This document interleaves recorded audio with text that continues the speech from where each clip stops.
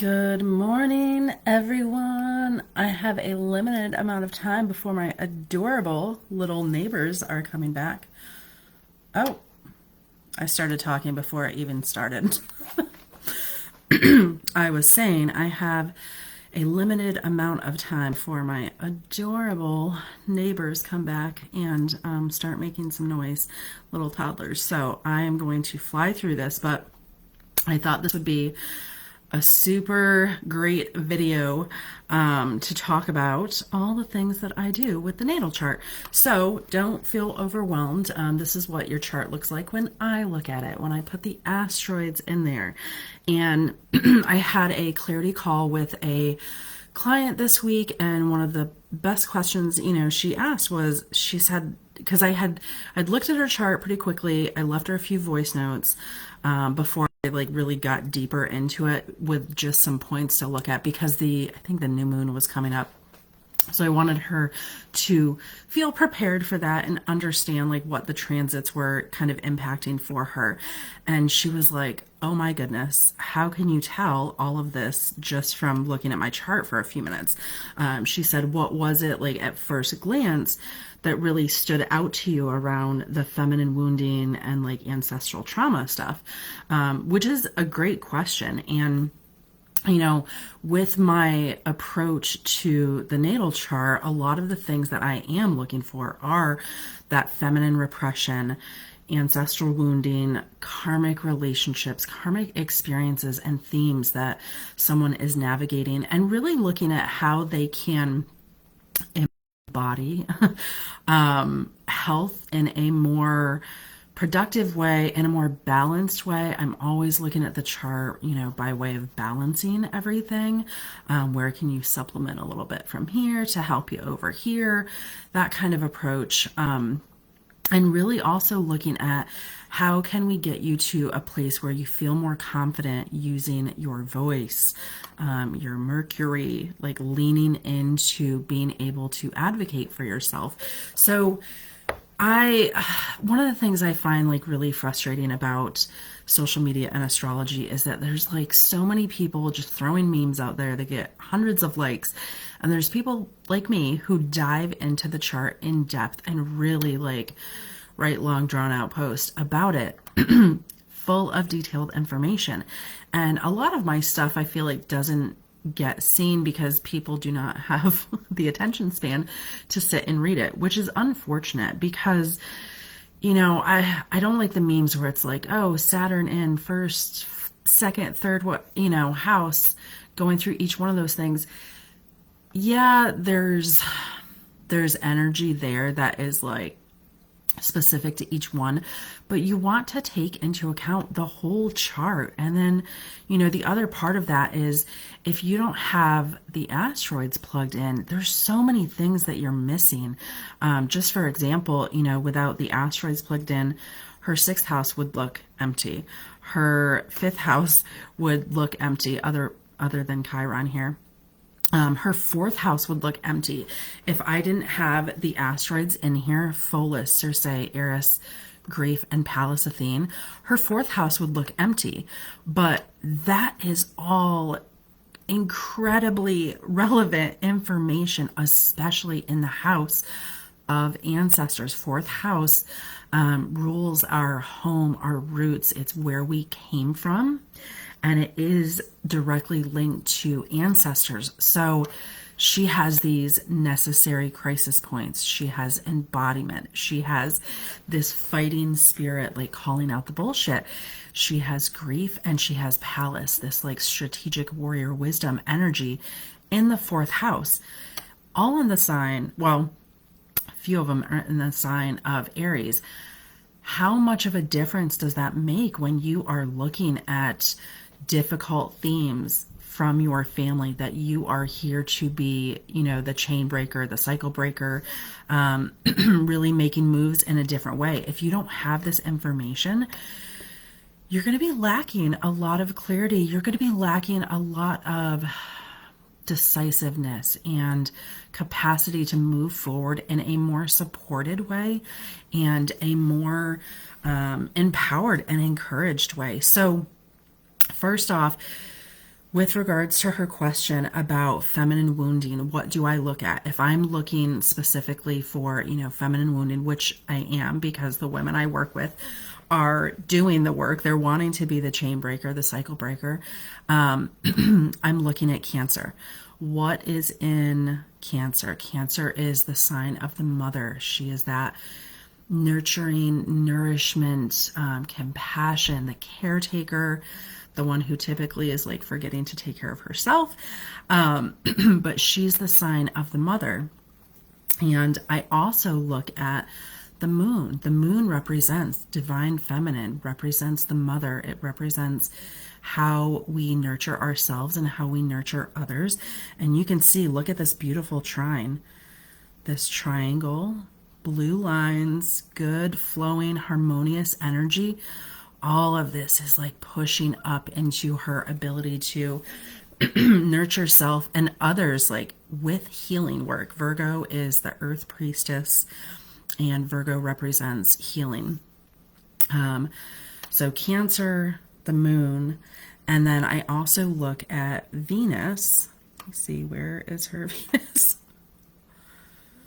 Okay, right on her ascendant, almost right on her ascendant. So it's 5 degrees away from her ascendant. Some people only count 1 to 3 degrees. I think it depends on, what it is. I don't typically go outside of 5 degrees, but I feel like that is close enough to make, especially with it being the ascendant, that's close enough to have an impact. So Venus is the planet of love, of beauty. Venus rules Taurus and it rules Libra. So Venus is this energy of really wanting to create peace and balance and harmony and beauty. And it's also like where you will fight and like stand in your values. Whenever I look at Venus, I very much am looking at values. So those are the 3 first things I look at. And let's go back to Cancer. This is the 8th house. 8th house is death, rebirth, taxes, occult stuff. I primarily see it as the house of rebirth. And you can see she has Nessus and Ceres here. So that just amplifies these themes around feminine wounding and around ancestral trauma, because Ceres is the mother asteroid. She represents loss and rebirth, transformation. She represents how we nourish ourselves and how we nourish others. And she also represents these narratives that we have about ourselves, because our first relationship is with our mother. So that really sets the stage for all the other relationships. And if we have an adverse relationship there, it's going to lead to a lot of self-worth issues and most likely inability to self-advocate. It's going to be lack of boundaries, scarcity mindset, low value. So with Ceres being in Cancer, that's going to be amplified. That's double that feminine energy. So this is something she's definitely here to be working on. And then you have Nessus, who Nessus represents ancestral wounding in the chart. He represents the ancestral trauma that we bring in through through our lines. And it's like the dark, dirty, deep secrets that everybody wants to keep hush hush and covered. And that looks like addiction, domestic abuse, sex violence, all of those things that have been handed down for so many generations. And there's so many women breaking those cycles right now. So Nessus and Cancer, that's another indicator of, again, ancestral trauma. And you have these 2 points that are only 2 degrees away from one another. And if you look, they're in a trine. So again, you see this triangle here from Ceres Nessus down to Pholus, which is 27 degrees. Could potentially even count Circe. Pholus is this spiritual breaking point, and it's about where you're bleeding energy into people who are actually like poisoning you in reciprocation. They're not doing anything with it, they're using it against you, and it's to your own detriment that you keep helping these people. This is in the fourth house of family. You could potentially even count Circe in connection to Ceres. Circe is about embodied transformation. These two are in Pisces. Pisces denotes a lack of structure, a lack of boundaries, a lack of faith. It's deeply vulnerable and empathetic and compassionate, which is why it struggles with boundaries. And then over here, we have Asclepius. So these are all water signs. Cancer, Scorpio, Pisces. These are water signs. Water denotes emotions, feeling. She has Asclepius at 29 degrees in the 12th house. So 12th house is karma. It's our self-sabotage that we try to get away from. And Scorpio is this intense energy. Think about a scorpion stinging you. It's different than a butterfly landing on you, right? And it's really provoking these like depths of emotions, secrets that have been hidden under the surface. It's riling all of that up. Asclepius is also another indicator of ancestral work because Asclepius was born into a family of healers. He was raised by Chiron, and Asclepius actually used Medusa's slain blood to bring people back to life. He resurrected people, he healed them with Medusa's blood. So when I see Asclepius in the chart, I read him as this energy of using the sacrifices of our lineage, the sacrifices of our ancestors, and sacrifices of just relationships in general that we've had throughout our life, using that to help other people. At 29 degrees, that's the end of a karmic cycle. That's the end. Like, she's had this experience many times before. She's perfecting this. There's going to be bigger themes there. Look at Uranus. Uranus is this energy of, it's like a lightning bolt, forcing you to move ahead, to go your own way, to detach from, what the herd thinks, and like really be a leader. So she's definitely doing some big work here around ancestral family trauma. And then you see she's got karma right on her ascendant, 1 degree in the 12th house of karma. She is doing some work here.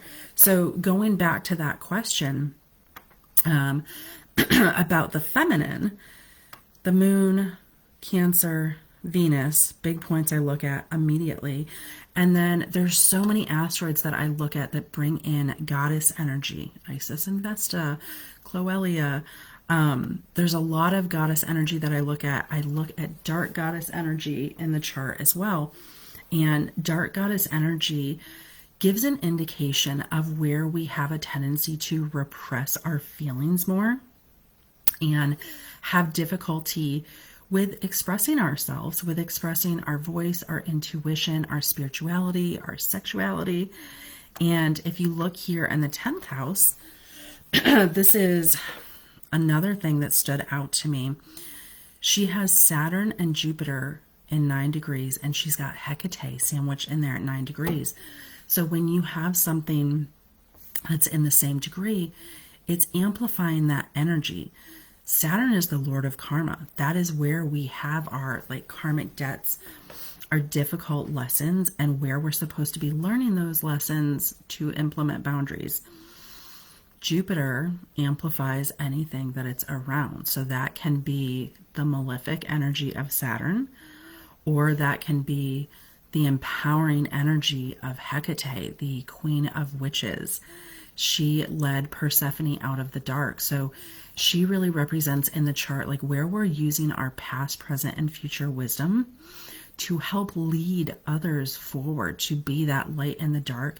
But she's the goddess of the crossroads as well. So she very much represents being in between states, between dark and light. She is a birth and death doula. She's leading souls into life. She's leading souls out of life. And you really have to have discernment. You also have to have boundaries around who you're helping. Otherwise, you're bleeding energy into people that are poisoning you.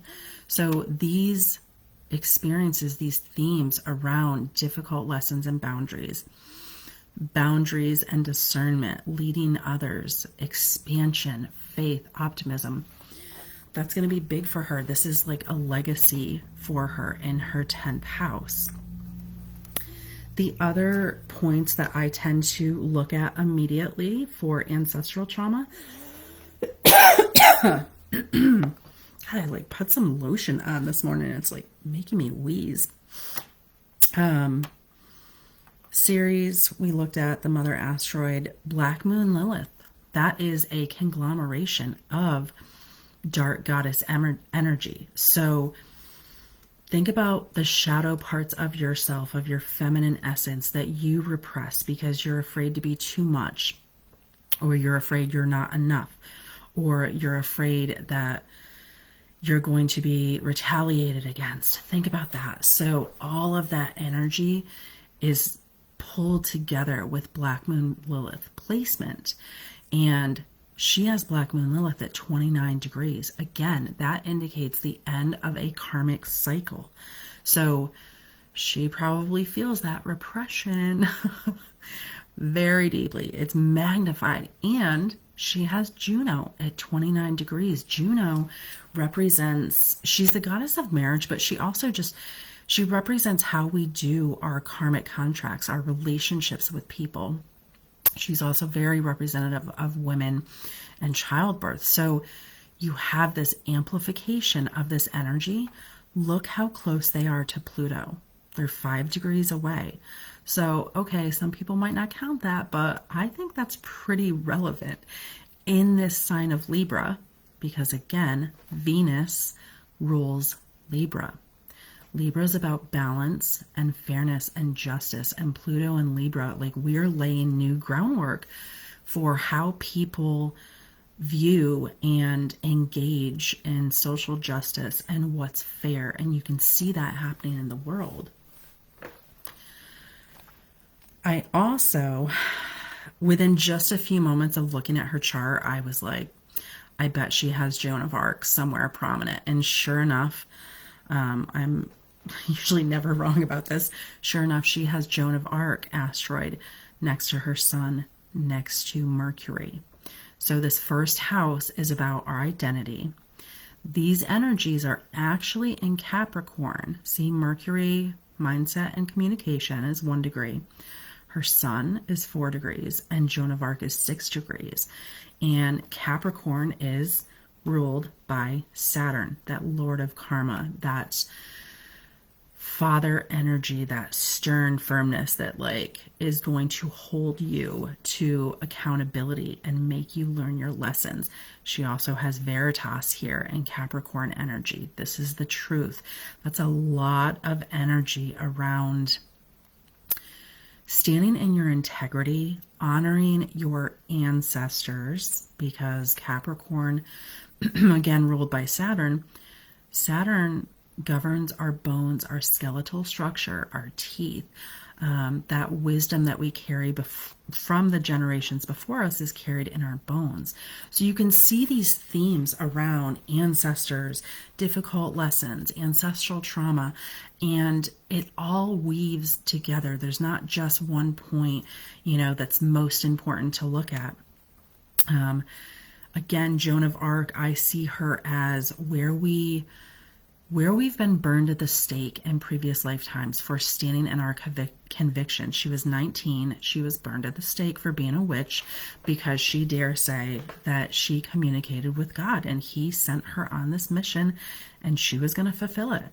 So in our chart, she represents where we could potentially be holding back our identity, our communication, our truth, for fear of how we are going to be seen by others. And then Medusa is also a really, really good asteroid to look at, especially with regards to feminine trauma. I always look at her for sexual victimization. She's a big player in that because of her myth. She is here in the second house. Medusa is very much the guardian. She is an advocate. She shows us that what has been done to us does not have to end us, and we can actually use the things that have happened to us in a protective measure to defend ourselves in the future.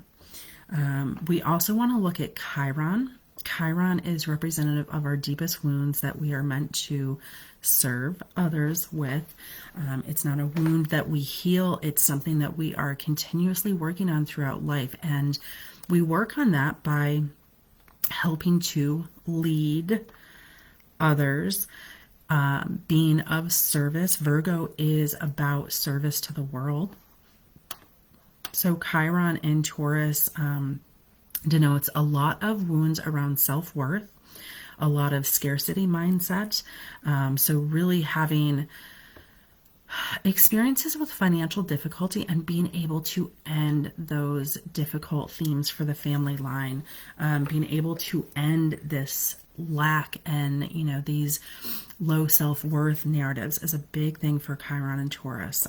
I have Chiron and Taurus.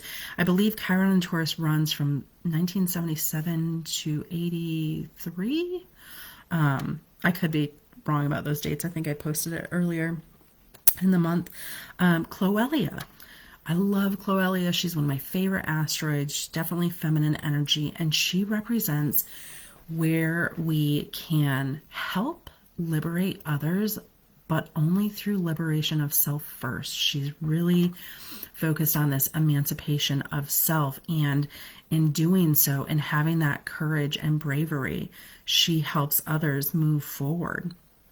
And you can see that she is very close, 4 degrees from the North Node in Leo.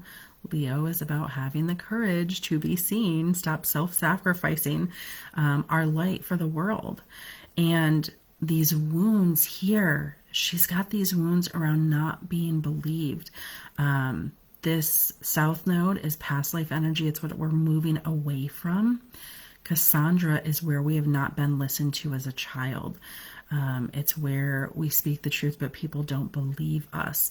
She's got Pluto sitting outside of that. So there's going to be a lot of work here around telling the truth and also trusting yourself, like trusting that you have the right to feel this, speak this, and you don't necessarily have to be believed by anybody else. You have to learn how to believe and honor yourself and let yourself be seen anyways. We talked about Nessus, Algol. Algol, a lot of people don't know about this one. Algol is a fixed star. It is labeled the demon star, and it is part of the Medusa myth, actually. And I am actually working on a Medusa class right now. It's going to happen in July. I am so excited about this. But Algol represents where the horrors and the atrocities of the world can make us lose our head. And we can see this happening right now. It's been going on for a while. Uranus has been outside of Algol, so that lightning strike forcing people to either lose their head or lean into their shamanic capacities. Again, if you come from a family line of trauma, of anger, Mars, 26 degrees, is balanced with her Ceres, mother, anger, assertiveness. I always like to look at Mars as assertiveness versus anger and irritability. Mars is how we get shit done. So for her, learning to balance this feminine energy and being able to decipher like where her compassion and do-gooding is coming from trauma and coming from like absolutely wanting to help, balancing that with the masculine and being assertive is going to be very, very important for her. We talked a little bit about Saturn, talked a little bit about Pluto. So that is by no means a total list of the things that I look at. But just real quick, I mean, you can see pretty immediately when you're looking at a chart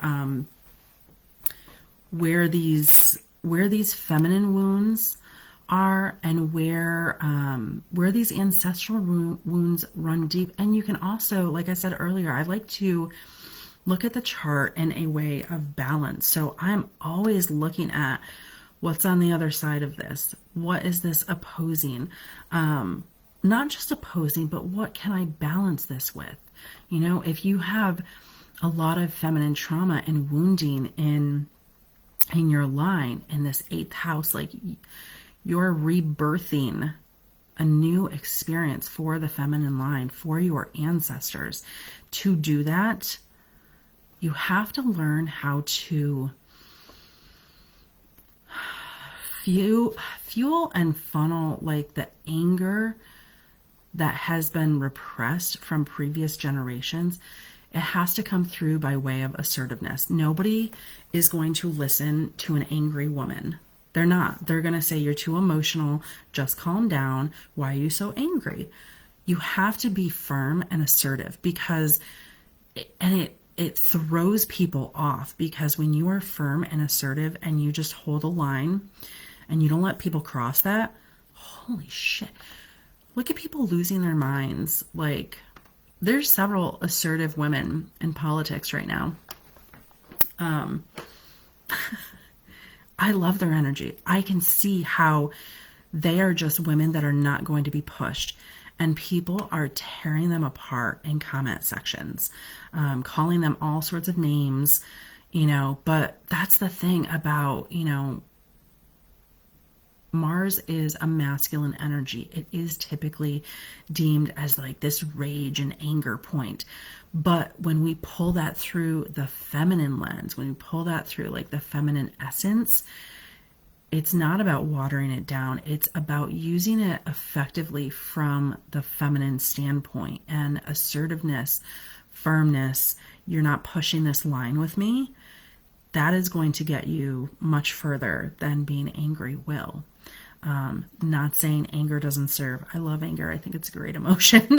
I do not demonize it. So those are just a few points that I look at with regards to feminine wounding, with regards to ancestral trauma. I am offering my series workshop again this Wednesday, and this was the first workshop I ever did last year, right after Hurricane Helene, and it is going to be packed with information. So if you experience mother wounding in your line, if you have feminine wounding in your life, if you are working on kinder narratives to yourself, learning how to nourish yourself in a healthy way, in an effective way, with food and relationships, we're going to be diving into all of those themes, and I would absolutely love to see you. So I will put some links in the comments. Please let me know if you have any questions and if this has helped you.